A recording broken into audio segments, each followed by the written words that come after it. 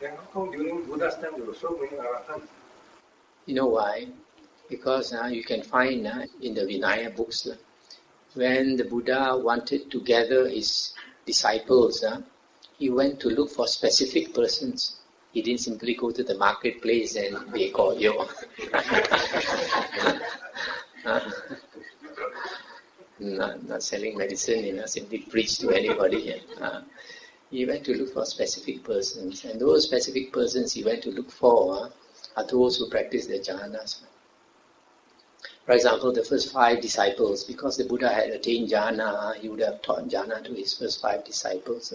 So when he went after enlightenment, he went to them. He didn't ask them to meditate, he just asked them to sit down and listen. And then he discoursed to them sutta after sutta.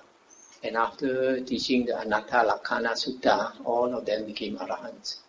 Then after that, he went to look for Yasa. Actually, he didn't look for Yasa. He made Yasa come to him. Yasa was an extremely rich man's son.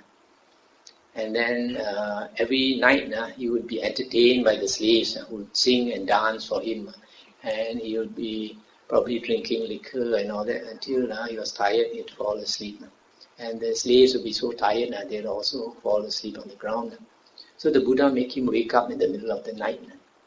And then when he got up, he saw all the servants lying there, half naked, and with their saliva flowing out of their mouth, and the hair all loose. So because he must have been an ascetic in his previous life, they appeared like corpses to him. So when he saw them, he was thinking dukkha and dukkha. So the Buddha probably made him walk out of the house, walk to the city gates, and the city gates were all closed at night. But the city gates automatically opened. So he walked out of the city gates and walked in the direction of the Buddha until he came to the Buddha in the forest.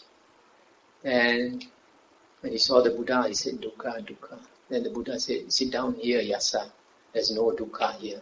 And when he heard there's no dukkha here, happily he sat down. And the Buddha taught him the 4 Noble Truths, graduated discourse on the 4 Noble Truths. And after listening, he attained stream entry. The next morning, the father was worried, went all over looking for him until the father came to the same place where the Buddha was. And the Buddha asked the father to sit down and then taught him the same discourse. And the father attained stream entry. And the son, hearing it the second time, became Arahant. Then after that, this Yasa's friends, there were 54 of them. They heard that Yasa had, after Yasa became an Arahant, he did not want to go back to the house. So he became a monk, disciple of the Buddha. So when his 54 friends heard that he had become a monk, they were astonished. That's the richest man in town. The son has renounced. So they thought his teacher must be very special. So one by one they came to see him in the forest. And the same way the Buddha taught them the Dhamma. One by one they became Arahants. If they had not attained the 4 jhana in their previous human lifetime, they would not become Arahant just hearing the Dhamma one time. So it's because they were ascetics who had attained jhana. So after the Buddha had these 60 Arahant disciples, and the Buddha asked them to walk different roads and preach the Dhamma. Then after that, the Buddha looked with his divine eye who to teach.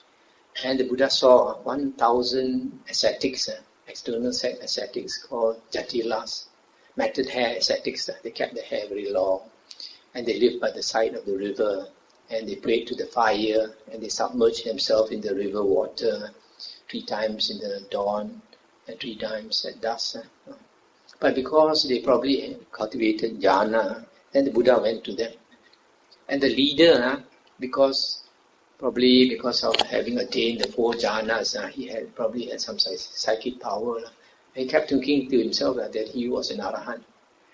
And Buddha stayed several weeks with them and showed psychic power until they were so taken up by the Buddha that all of them renounced to become the monk disciples of the Buddha. And after they had renounced to become his disciples, then only the Buddha taught them the Dhamma and discoursed 1 sutta to them, the fire discourse. After hearing the 5 discourse, now all 1,000 of them became Arahants. So you see, these are special people the Buddha went to. The Buddha didn't go to the marketplace.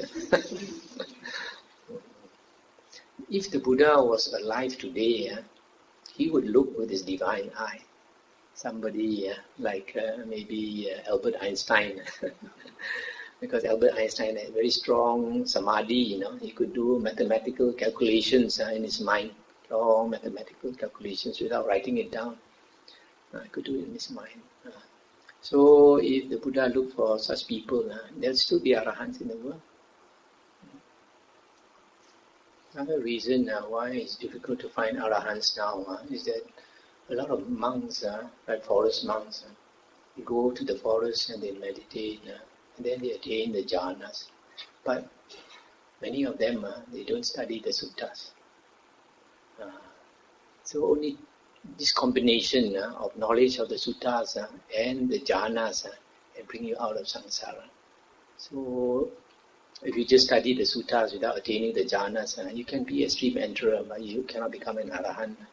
On the other hand, if you only attain the 4 jhanas without studying the suttas, then you can have psychic power, but you're also not an arya.